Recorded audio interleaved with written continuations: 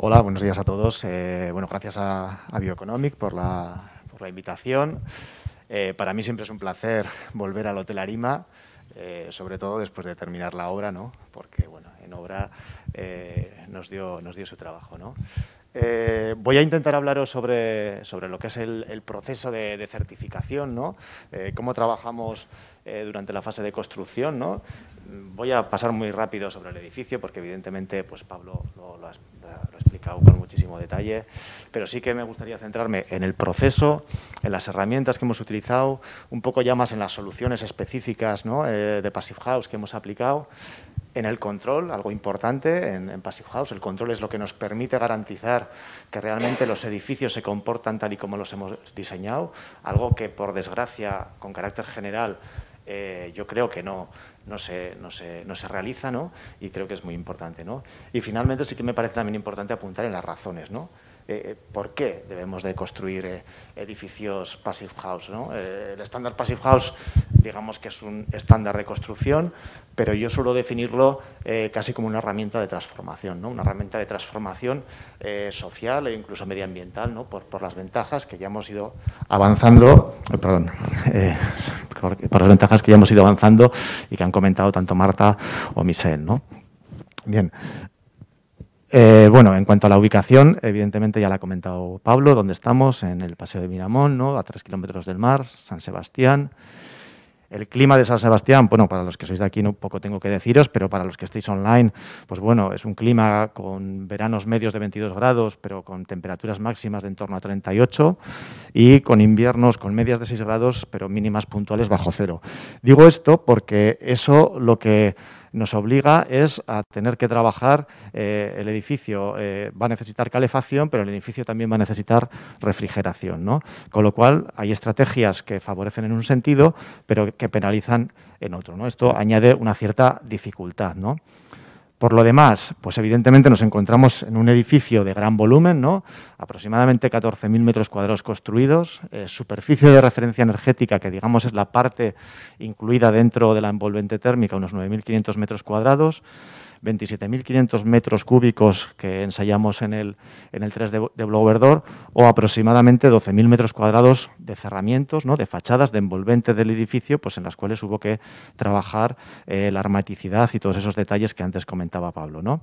No me extiendo en cuanto al resto del edificio, pues 150 habitaciones, amplias zonas no solo de hotel, sino de restaurantes, eventos y demás, una piscina en el exterior, en cubierta, y una peculiaridad que tenemos una piscina climatizada interior, que esto es un elemento sobre el cual todavía hay muy pocas certificadas a nivel mundial, aproximadamente 3, y digamos que este edificio ha conseguido contar también con el visto bueno para la piscina climatizada, ¿no? Como, bueno, esto ya lo ha contado también Pablo, la complejidad del edificio, es decir, no estamos ante un edificio evidentemente sencillo, una sección variable a lo largo de toda la longitud del edificio, ¿no?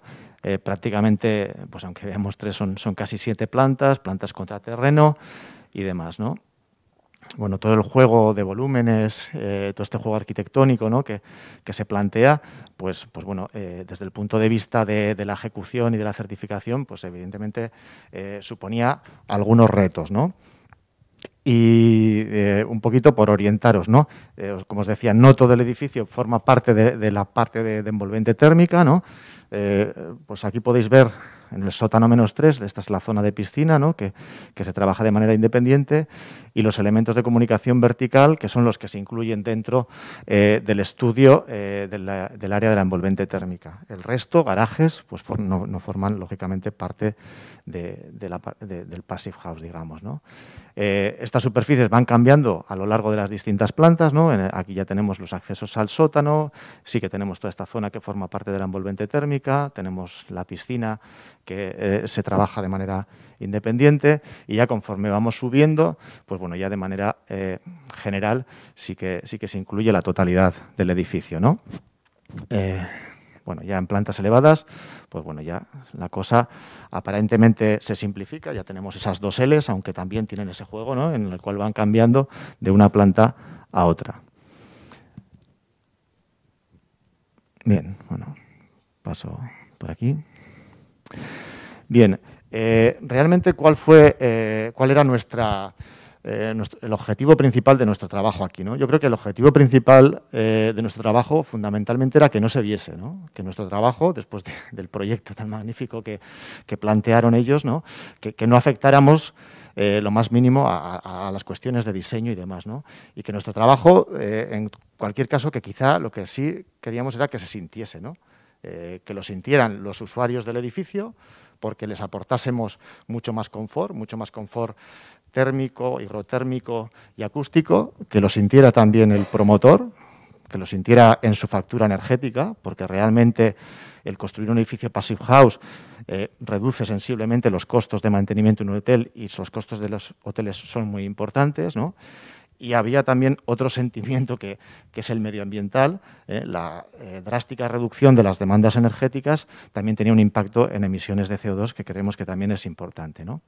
Tenemos que decir que este edificio no se diseñó inicialmente en estándar Passive House, ¿no?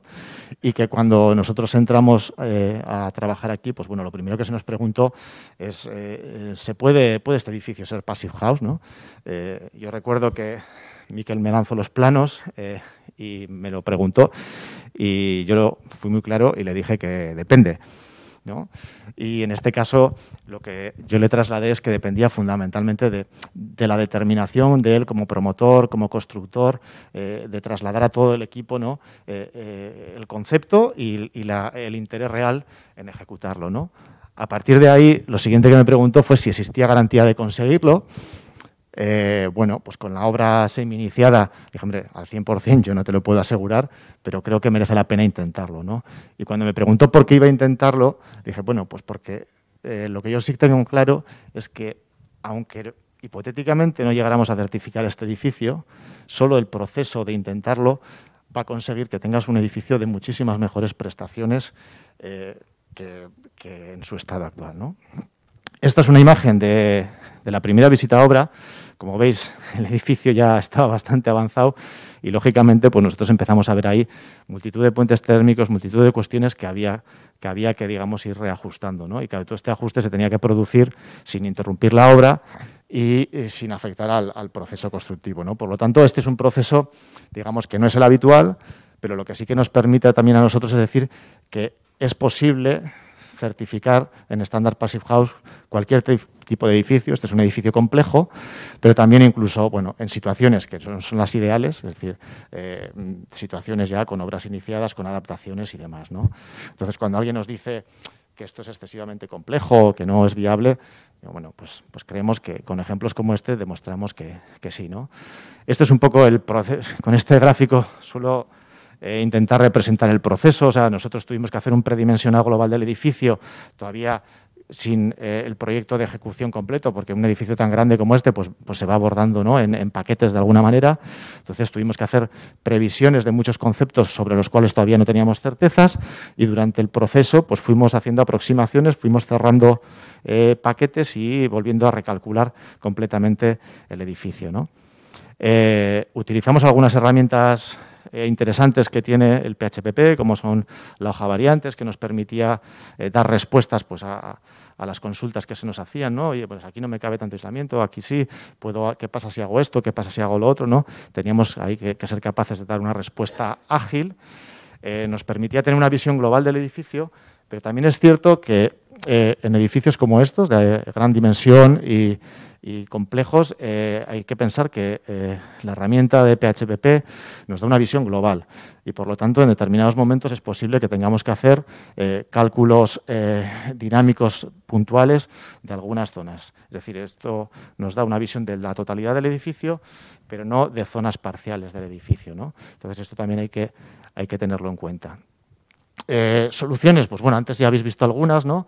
Evidentemente, en Passive House, pues yo digo que como en la vida los detalles son importantes, ¿no? Y ya veis que muchas veces pues no es cuánto aislamiento ponemos o cómo hacemos la cantidad, sino cómo de bien lo ejecutamos, ¿no? Bueno, aquí veis detalles de soluciones que hubo que implementar, ¿no? Estos son roturas de puentes térmicos en los apoyos con los muros pantalla.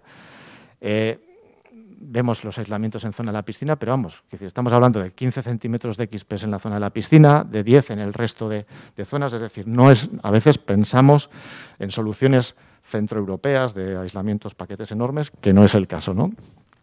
Sí que es importante las zonas de roturas de puentes térmicos, ¿no?, que no estamos acostumbrados, que se introdujeron en la propia estructura, ¿no?, como veis antes, ¿no?, estas zonas, ¿no?, en las cuales delimitan parte del interior de la envolvente con el exterior, pues hubo que hacer adaptaciones de todo tipo. Estos son los cerramientos contra el terreno, ¿no?, que al final, si lo veis, solo tenemos 12 centímetros de lana de roca. ¿Por qué? Porque no necesitamos más. Sin embargo, sí que es importante trabajar la hermeticidad y cumplir que no tengamos pérdidas por el aire. Pensar que aproximadamente la mitad de la energía, en cuanto aislamos un edificio de una manera razonable, se pierde por el aire, y ese es el gran desconocido, ¿no? Por eso la hermeticidad tiene tanta importancia, ¿no? O la foto de cubierta que antes enseñaba Pablo, en los cuales pues, realmente lo único que tenemos son 15 centímetros de PIR en la cubierta principal. En general, en los edificios grandes, el volumen, digamos, el factor de forma juega un poquito a nuestro favor, a pesar de que todo este juego de retranqueos, evidentemente, pues penaliza ligeramente, ¿no?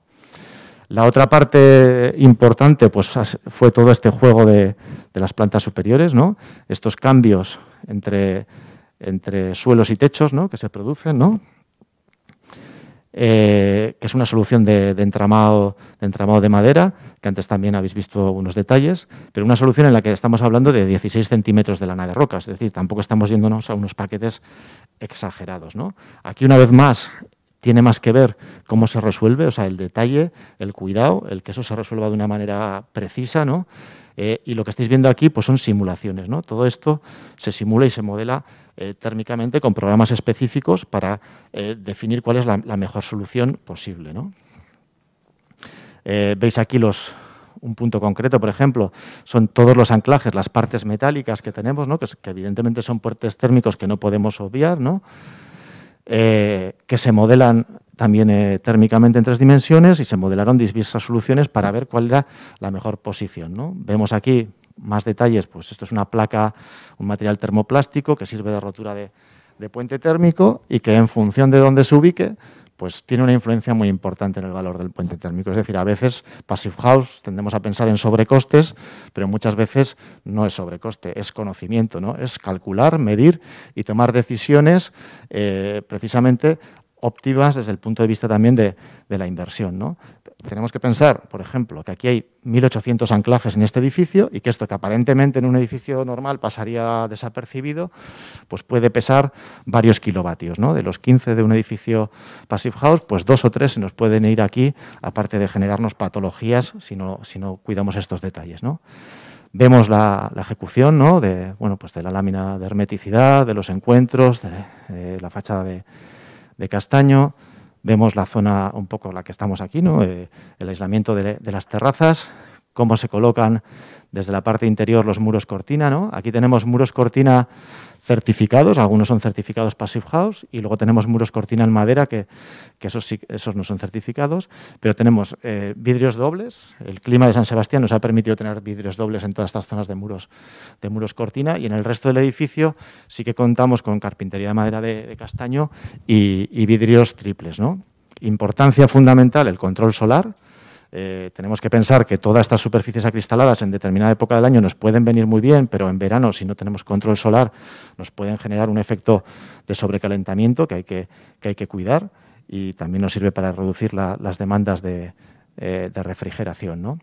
Y parte de instalaciones, ¿no? Pues pensar que tenemos 50 recuperadores certificados en las habitaciones. Estábamos un planteamiento de un recuperador para cada 3 habitaciones, pero además tenemos 30 equipos también certificados, recuperadores de calor de mayor caudal en las zonas comunes, ¿no? Y esta foto que antes os decía Pablo, ¿no?, de los aislamientos de las bajantes, pues aproximadamente tenemos 2 kilómetros de bajantes aquí, ¿no? Dices, ¿y por qué aislamos? Pues porque lo mismo, este es un elemento aparentemente al que no prestamos mucha atención, pero que en este edificio puede volver a pesar otros 2 o 3 kilovatios, ¿no? Y esto tiene implicaciones desde el punto de vista térmico, pero también indirectamente desde el punto de vista acústico, ¿no?, en muchas ocasiones, ¿no? Bueno, las soluciones que veíais antes, ¿no?, los encuentros, los sellados, la hermeticidad, piezas especiales que se conformaron bueno, pues para las salidas a cubierta y demás. O sea, en este sentido, hay que reconocer que este edificio, con este proceso, o sea, con esta premura, no se podría haber certificado Passive House si no fuera, pues bueno, pues por la gran pericia de todo el equipo de Mikel Imaz, vamos, tanto en el diseño como en la parte de ejecución, ¿no? Veis uno de los recuperadores, que estos están en una de cada 3 habitaciones, por ejemplo. Y ya me paso a la parte del control, ¿no? Como os decía, el control es fundamental. No se trata de que nosotros en los papeles digamos que este edificio se va a comportar de una determinada manera, sino de que seamos capaces de trasladarlo a la realidad, ¿no? Para ello, aparte de los controles en visitas de obra, pues el test de blower door es un gran aliado, ¿no? Aquí tuvimos que realizar blower door parciales, comprobaciones con ultrasonidos.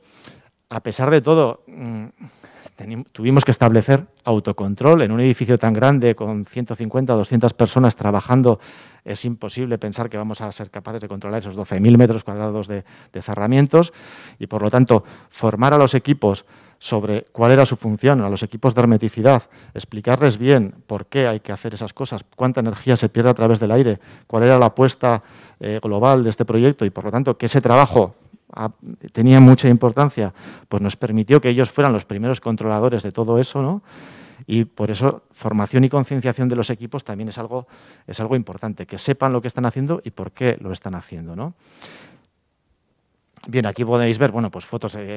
Otra problemática de este edificio es que habitualmente hacemos blower door de obra en los cuales podemos ver los paramentos y ver si hay fugas. En un edificio tan grande era imposible o es imposible llegar a hacer un blower door, pues porque se van un blower door de estas características, porque el edificio tiene que irse terminando y entonces va a haber zonas que ya están completamente terminadas y tuvimos que hacer, pues bueno, distintos blower door parciales por plantas, algunos específicos primero por habitaciones y luego finalmente pues el blower door final, pero claro, el blower door final era con el edificio completamente terminado, en donde difícilmente, si no cumplíamos, pues íbamos a tener la posibilidad de localizar, ¿no?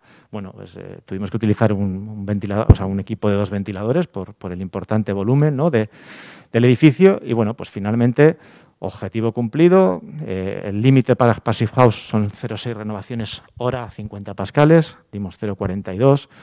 Cualquier edificio que se esté construyendo a día de hoy puede oscilar entre 5 y 10 renovaciones, es decir, pues 10, 15 o 20 veces más que ese valor.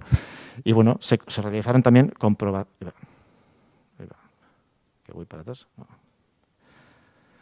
comprobaciones pues, de elementos pues, como la puerta corredera de entrada, ¿no? Que pese a lo que pudiera parecer es un elemento que desde el punto de vista energético pues funciona también muy bien, ¿no? Las razones, pues bueno, para mí esto quizás es lo más importante, ¿no? Lo otro son cuestiones técnicas que en función del edificio pues se van resolviendo y pues para eso estamos los técnicos, ¿no? Las razones, bueno, pues en el concepto de hotel, yo creo que los hoteles son grandes derrochadores evidentemente son grandes derrochadores de energía y tienen un gran margen de mejora, ¿no? Yo suelo traer esta diapositiva pues porque me suele hacer gracia pues cuando voy a algún hotel y vemos lo que vemos, ¿no? Que te dicen, bueno, pues querido huésped, si no desea que le cambiemos las sábanas o las toallas, pues me lo hace saber y gracias por ayudarnos ayudarnos a conservar el planeta, ¿no? Bueno, pues muy bien, o sea, yo procuro no lavar la sábana o lo que sea, pero usted haga también lo suyo. Creo que el sector como tal tiene ahí un margen importantísimo de mejora, ¿no? Un margen que además le va a permitir ahorrar costes y que, por lo tanto, el sobrecosto Passive House, que se suele hablar, no es tal, ¿no? Es decir, ¿qué nos va a permitir? Nos va a permitir, pues desde luego, incidir en confort acústico. El estándar Passive House no habla de acústica, pero indirectamente nos va a aportar grandes ventajas acústicas. Nos va a permitir incidir mucho en el confort higrotérmico del edificio, ¿no?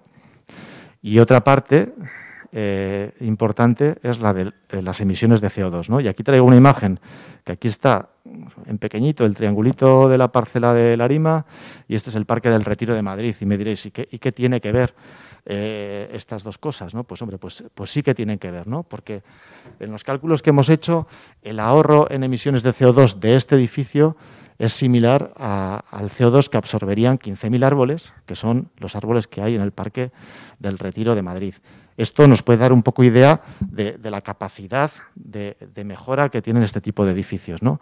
Y esto ligado con la sostenibilidad y con el sector hotelero, pues nos dio a redactar esto para el Hotel Arima en su día, que creo que recoge un poquito, ¿no?, el concepto, ¿no? En el cual nosotros decíamos, se encuentra usted en un hotel respetuoso con el medio ambiente, un hotel construido bajo los criterios del estándar Passive House. Con su estancia en nuestro hotel, usted contribuye a la reducción de emisiones de gases de efecto invernadero y a mitigar el cambio climático. El ahorro en emisiones de CO2 de nuestro hotel a lo largo de un año es comparable con la capacidad de absorción de CO2 de 15.000 árboles, o lo que es lo mismo, la totalidad del Parque de Retiro de Madrid. Y todo ello con los máximos niveles de confort interior posible. Disfrute del placer de la sostenibilidad. Creo en ese sentido que el concepto Passive House pues venía a reforzar todos esos conceptos que ya desde la fase de diseño, tanto el promotor como Pablo y su equipo tenían muy claro, ¿no? Y a partir de ahí, pues claro, pues pensar que si esto que estamos viendo se produce solo con un hotel como este, ¿qué pasaría, ¿no?, si esto se desarrollara de manera generalizada a nivel global, ¿no? Si todos los hoteles de España se rehabilitaran o se construyeran el estándar Passive House, pues evidentemente tendríamos un sector mucho más competitivo, un sector que tendría importantísimos ahorros en costes de mantenimiento, que ofrecería una oferta de mucha más calidad y que además acabaría teniendo clientes más satisfechos, ¿no? Y en cuanto a clientes, si queréis ir a Booking y ver la valoración que tiene la Arima, por ejemplo, en confort, ¿no?, que creo que es 9,5 o 9,6, ¿no? Y el ahorro en emisiones de CO2 pues sería similar al que absorbería un bosque del tamaño de 2 veces la Comunidad Autónoma Vasca. Y antes estaba el alcalde comentando sobre la sostenibilidad.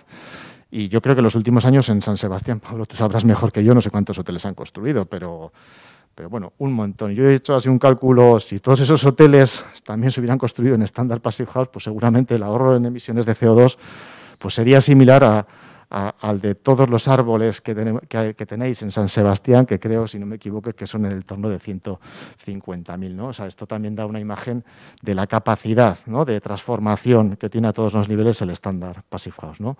Así que nada, yo simplemente me gusta acabar muchas veces con una pregunta que es ¿por qué no, no? ¿Por qué no vamos a seguir construyendo, ¿no? Yo creo que casi es una obligación, ¿no? Y intentamos que con edificios como este demostrar que es posible, intentar desmitificar eso de que es excesivamente complicado o de que no merece la pena, ¿no? Así que nada, simplemente, pues bueno, daros muchas gracias a todos por vuestra asistencia y bueno, encantado de poder resolver cualquier cuestión.